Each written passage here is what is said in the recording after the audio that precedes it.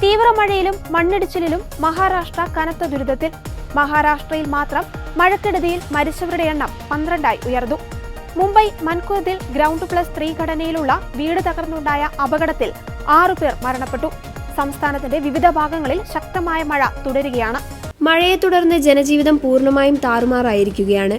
മുംബൈ പൂനെ റൂട്ടിലെ ഗോർഘാട്ട് മേഖലയിൽ ത്വാക്വാടി monkey hill ഭാഗത്ത് മണ്ണിടിച്ചിലുണ്ടായതിനെ തുടർന്ന് ട്രെയിൻ ഗതാഗതം തടസ്സപ്പെട്ടു.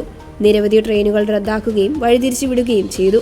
മണ്ണിടിച്ചിലിനെ തുടർന്ന് റോഡ് ഗതാഗതവും വഴിതിരിച്ചു വിട്ടിട്ടുണ്ട്. മുംബൈയിൽ ഓറഞ്ച് അലർട്ടും പൂനെയിൽ റെഡ് അലർട്ടും പ്രഖ്യാപിച്ചു. വരും ദിവസങ്ങളിലും മഴ തുടരുമെന്ന് കാലാവസ്ഥാ നിരീക്ഷണ കേന്ദ്രം മുന്നറിയിപ്പ് നൽകി.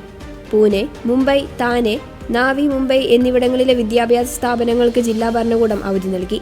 അതേസമയം സർക്കാർ ഓഫീസുകൾക്ക് അവധി ബാധകമല്ല.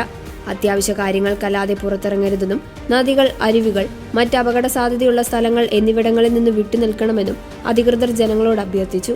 ഡൽഹിയിലും കനത്ത മഴയെ തുടർന്ന് ഓറഞ്ച് അലർട്ട് പ്രഖ്യാപിച്ചിട്ടുണ്ട്. ഗുജറാത്ത്, ഛത്തീസ്ഗഡ് എന്നീ സംസ്ഥാനങ്ങളിലെ തീരപ്രദേശങ്ങളിലും ജാഗ്രതാ നിർദ്ദേശമുണ്ട്. രക്ഷാപ്രവർത്തനങ്ങൾ തുടരുകയാണെന്നും പ്രാദേശിക ഭരണകൂടത്തിന്റെ നിർദ്ദേശങ്ങൾ ജനങ്ങൾ കർശനമായി പാലിക്കണമെന്നും അധികൃതർ അറിയിച്ചു.